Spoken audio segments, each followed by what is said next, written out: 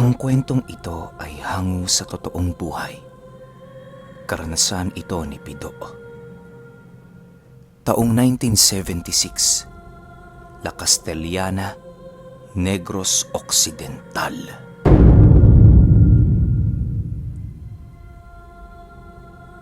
Itong mga panahong ito, nasa edad 22 itong si Pido. Medyo mabundok ang kanilang lugar na napapaligiran ng napakaraming puno ng nyog. Kaya ang pangunahing pinagkukunan nila ng kanilang ikinabubuhay ay ang pagtutuba. Minana pa ni Pido ang trabahong ito sa kanyang ama. Sa murang edad pa lang ay sinanay na siya sa ganitong trabaho. Bihasa si Pido sa pag-akyat ng puno ng nyog, kaya kahit nakapikit siya, ay kaya niyang makarating sa itaas ng puno nang walang kahirap-hirap. Dahil sa trabaho niyang ito, ay naganap ang isang nakakapangilabot na pangyayari.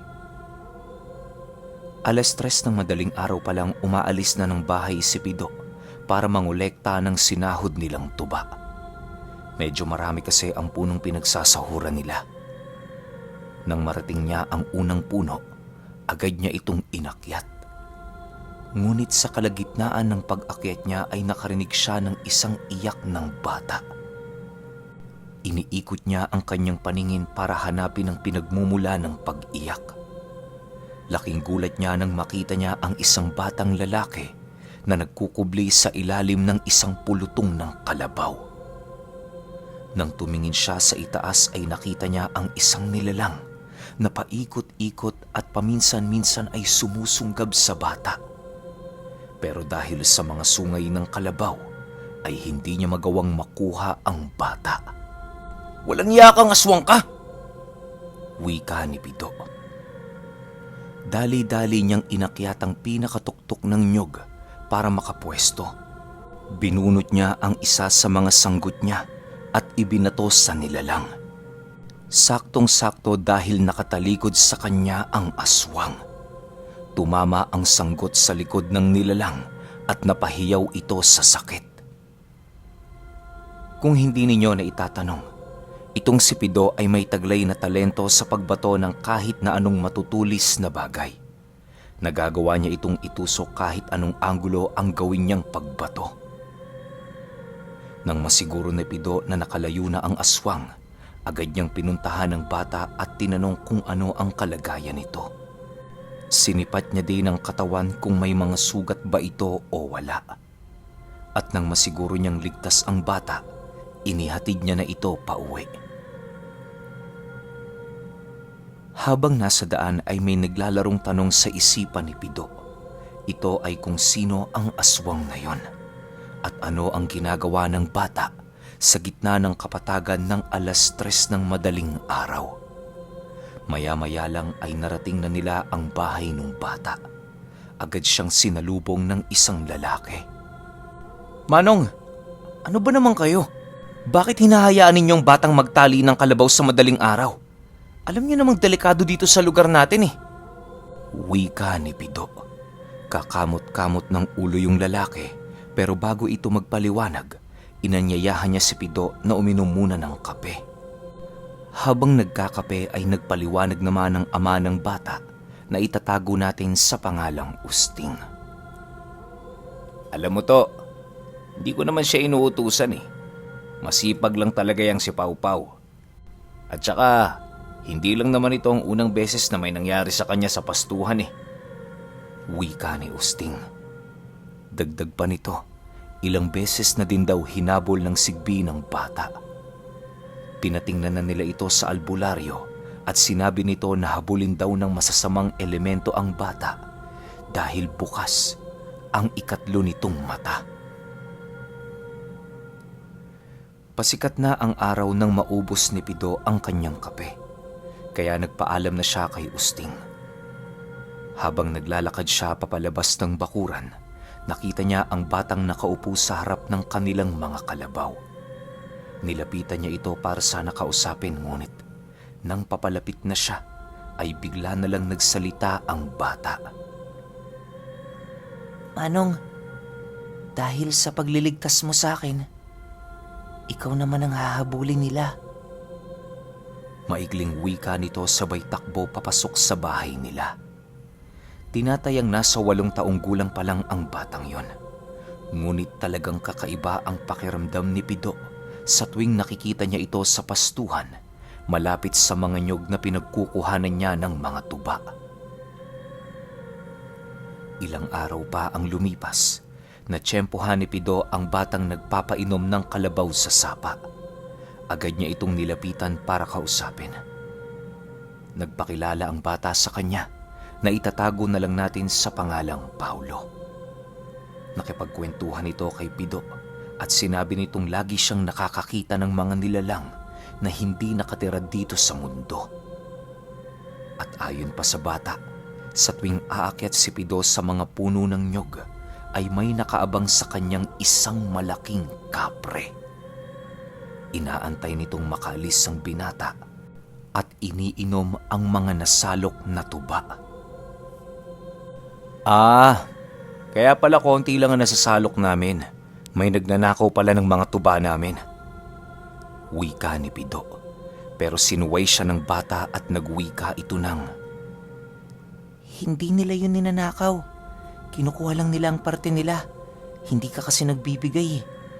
Hindi kagaya ng tatay mo na naglalagay siya ng isang galong tuba sa paanan ng isang malaking puno para sa mga kapre.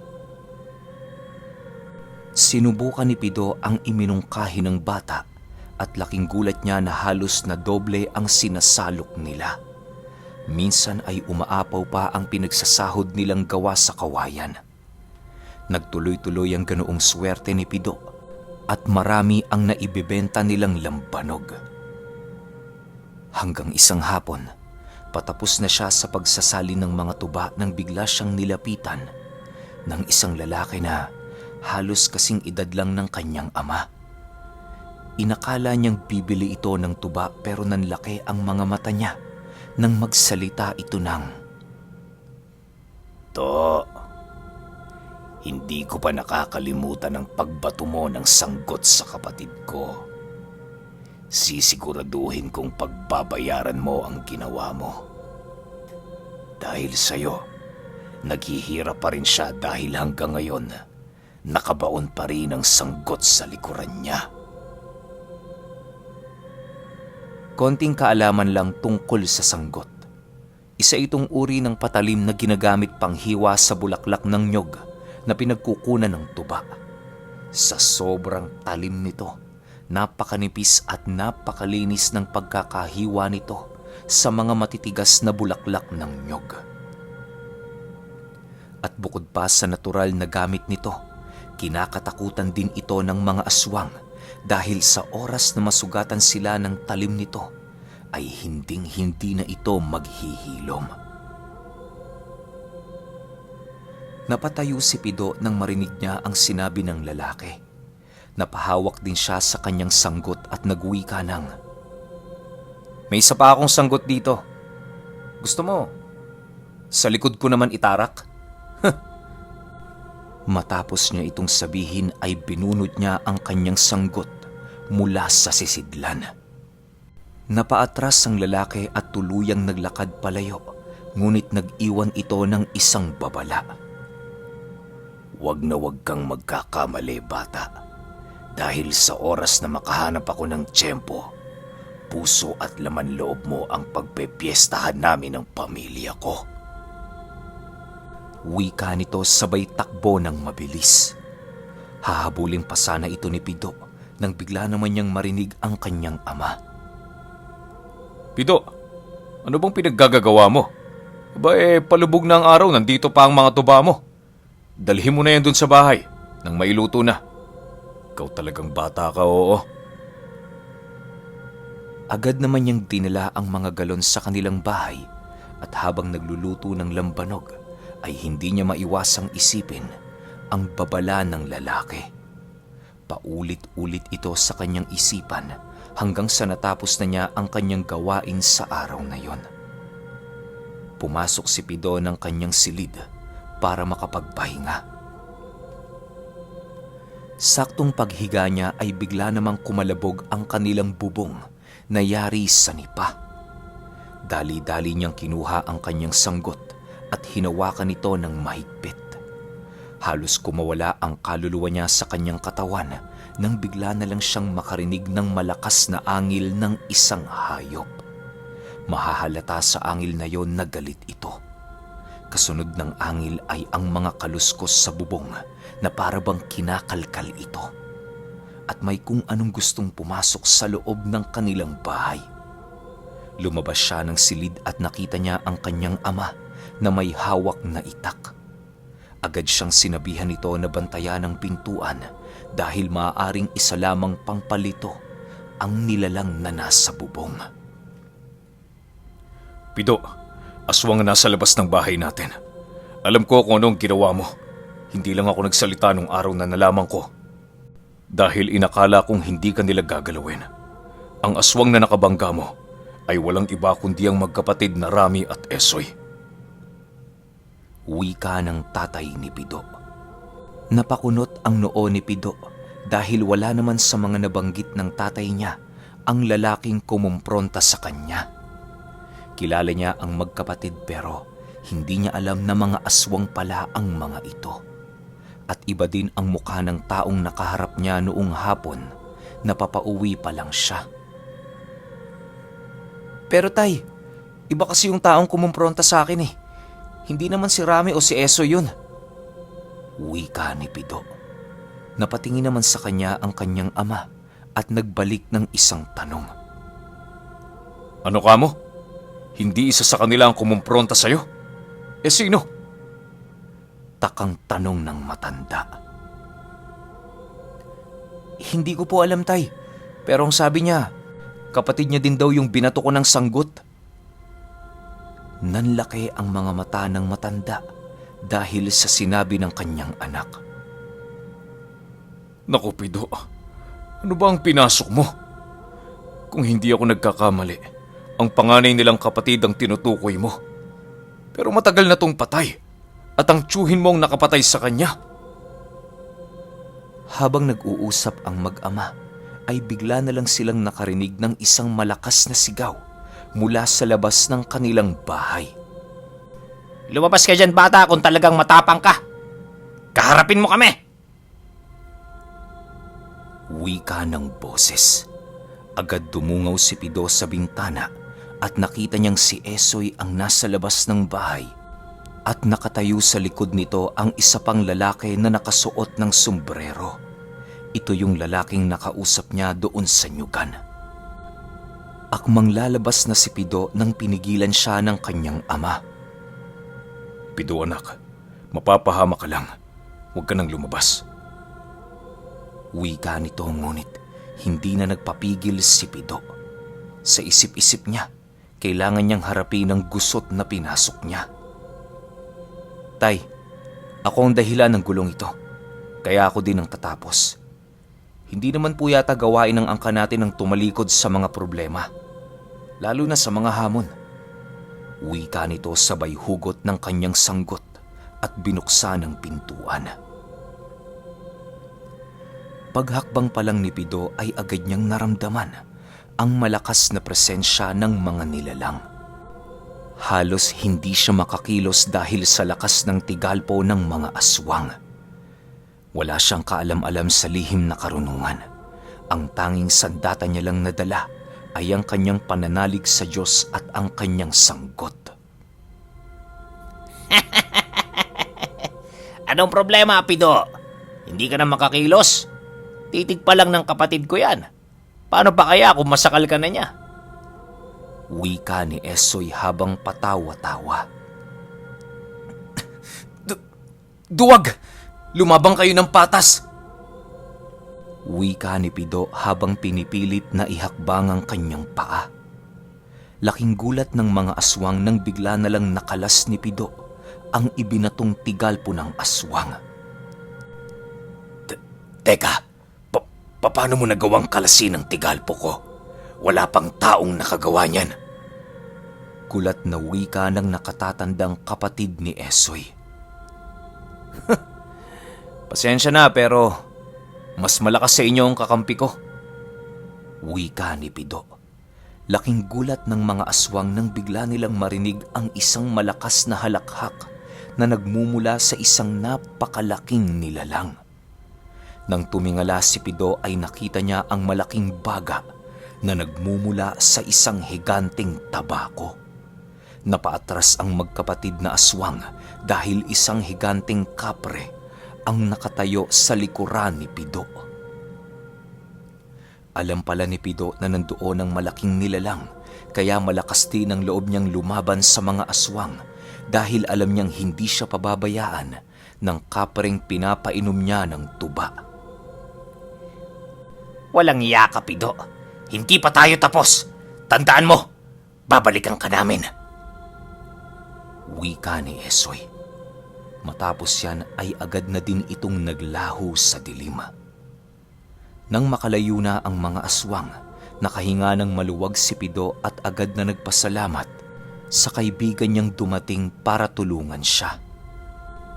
Kaibigan, maraming salamat dahil dininig mo ang paghingi ko ng tulong. Wika ni Pido. Pero hindi tumugon ng kapre, sa halip ay bumugalang ito ng makapal na usok at agad na naglaho. Kinabukasan, maaga na namang umalis si Pido papunta sa Nyugan. Kagaya ng dati, bago ito umuwi ay nag-iiwan ito ng isang galong tuba sa ilalim ng isang malaking puno. Pero laking pagtataka niya dahil nung mga sumunod na araw, ni hindi man lang nagagalaw ang tuba. Kaibigan, hindi mo yata iniinom ang tubang iniiwan ko para sa'yo? Tanong ni Pido habang iniikot ang paningin sa paligid. Nagpasya siyang manatili doon para hintayin ang kapre pero walang dumating. Akmang aalis na sana siya nang biglang may tumawag sa pangalan niya. Pido? Ikaw si Pido, di ba? Wika ng isang babae. Agad namang tumugon si Pido. Ako nga si Pido. Anong may paglilingkod ko sa'yo? Balik na tanong niya sa babae. Nagulat si Pido dahil bigla na lang itong umakyat at ang mas lalo niyang ikinagulat ay ang mga sumunod na sinabi nito. Pakiusap, tulungan mo ang kapatid ko. Dahil sa pagtulong niya sa'yo, siya naman ang nasa panganib ngayon. Ikinulong siya ng isang malakas na mambabarang. Minsan ka na niyang tinulungan, kaya sana naman matulungan mo din kami. Wika ng babae. Tsaka pa lamang napagtanto ni Pido na ang tinutukoy ng babaeng yon ay ang kaibigan niyang kapre. Biglang gumulo ang isip ni Pido dahil hindi niya alam kung ano ang gagawin niya sa ganoong kalagayan. Gayunpaman, nangako siya sa babaeng tutulungan niya ang kapre. Bahala na, basta tutulungan ko ang kaibigan ko. Matapos niyang sabihin ito, agad itinuro ng babae ang kubong tinitirhan ng mambabarang na nagkulong sa kapre. Ayon din sa babae, inilagay ng mambabarang ang kapre sa isang maliit na bote at ang tanging paraan lang upang mapalaya ito ay ang mapatayang mambabarang. Bilang tulong, pinagkalooban siya ng babae ng isang maliit na kulay abong bato. Heto, gamitin mo ang batong ito para hindi ka tablan ng kapangyarihan ng mambabarang. Pero babala lang, sa oras na gamitin mo ang bato, magkakaroon ka ng kakaibang katangian at makakakita ka ng iba't ibang elemento sa buong paligid mo. Isa lang yan sa mga katangiang maaari mong taglayin. Tsaka ko na ipapaliwanag sa iyo ang iba. Wika ng babae. Agad na nitong sinabihan si Pido na umalis dahil maggagabi na at kabilugan pa ng buwan. Mas malakas ang kapangyarihan ng mga mambabarang sa ganoong panahon. Mabilis na tinungo ni Pido ang lugar na itinuro sa kanya ng babae. Agad naman niyang natunto ng kubong kinaroroonan ng mambabarang at may nakasinding ilaw sa loob. Palatandaang may tao dito. Marahang lumapit si Pido para silipin ang loob ng kubo at nakita niya ang matandang babae na nakatalikod sa kanya. May kung ano itong ginagawa sa lamesa at nang tumayo ito para kumuha ng kagamitan, nakita ni Pido ang bote. Nasa loob nito ang kapre kaya hindi na nagdalawang isip si Pido at agad niyang sinipa ang dingding ng kubo. Nagulat naman ang mambabarang at agad siyang sinugod. "Walang yakang mambabarang ka! Pakawala mo ang kaibigan ko!"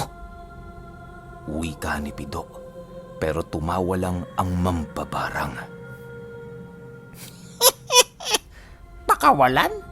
Pasensya ka na dahil hindi ko pwedeng gawin yun. Ako ang mananagot sa pamilya ni Esoy kapag ginawa ko yan. Wika ng mambabarang. Agad na pagtanto ni Pido na kagagawan pala ito ng mga nakalaban niyang aswang. "Kung ganon, wala na akong ibang pagpipilian kundi patayin ka, mambabarang." Wika nito, ngunit muli lang natawa ang mambabarang at nagsalita ng, Patayin? Alam mo ba ang sinasabi mo, bata? Kilala mo ba ako?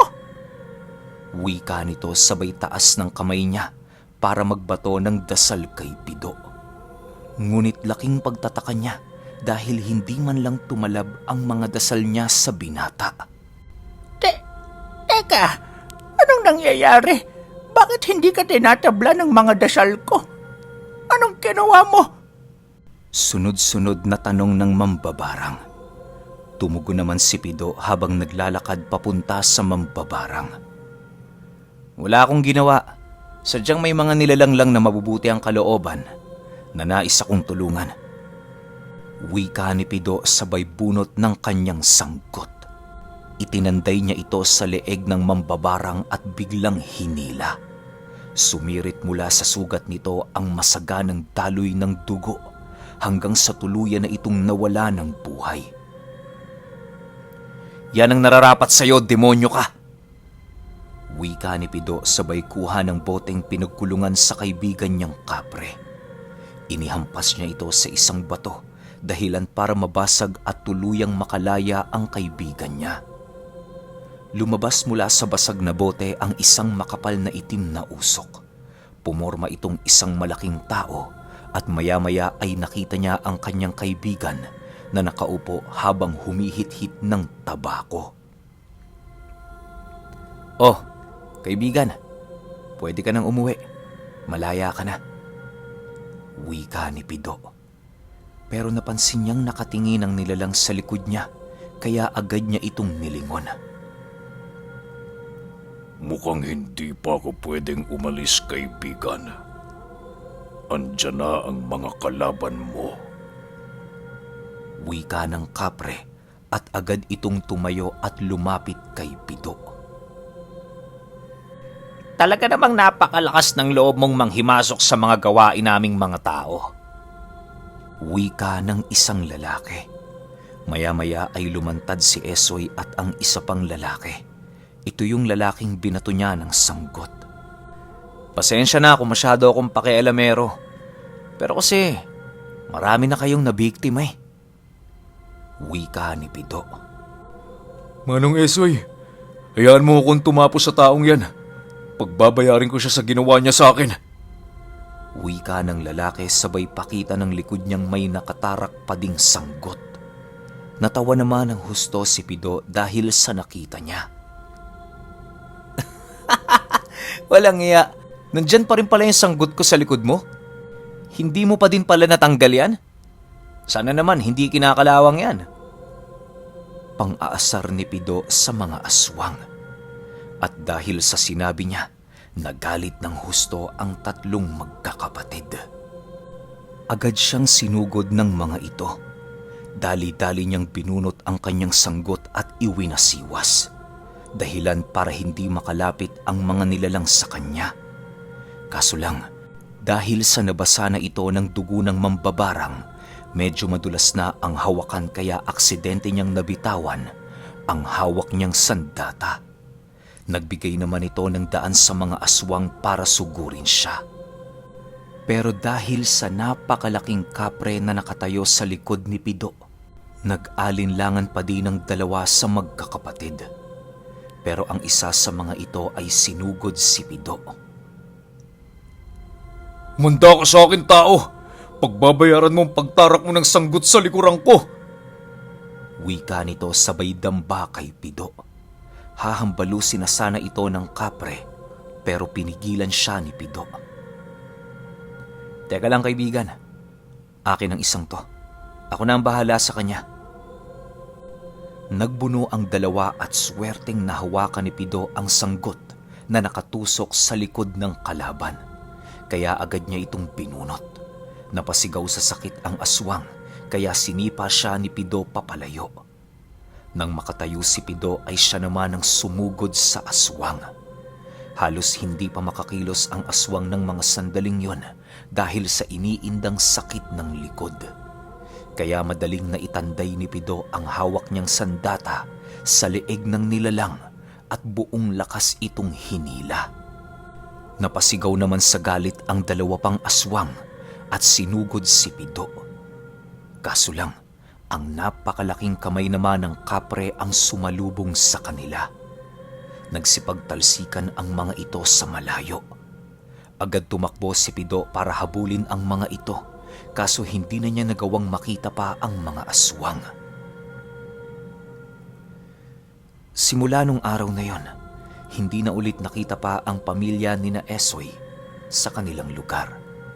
At si Pido naman, kagaya ng sinabi ng kapatid ng kapre, ay nagkaroon ng pambihirang katangian. Dahil sa bagong kakayahan, ay pinili niya ang maging isang manggagamot para makatulong na din sa mga nangangailangan. Sa paglipas ng panahon, ay lalo pang naging matunog ang pangalan ni Pido. Kinilala siya hindi lang sa kanilang lugar, kundi maging sa karatig na mga bayan. Ngunit gayon pa man, hindi niya malilimutan na minsan siyang nakapatay ng aswang. Gamit-gamit lamang ang kanyang sanggot.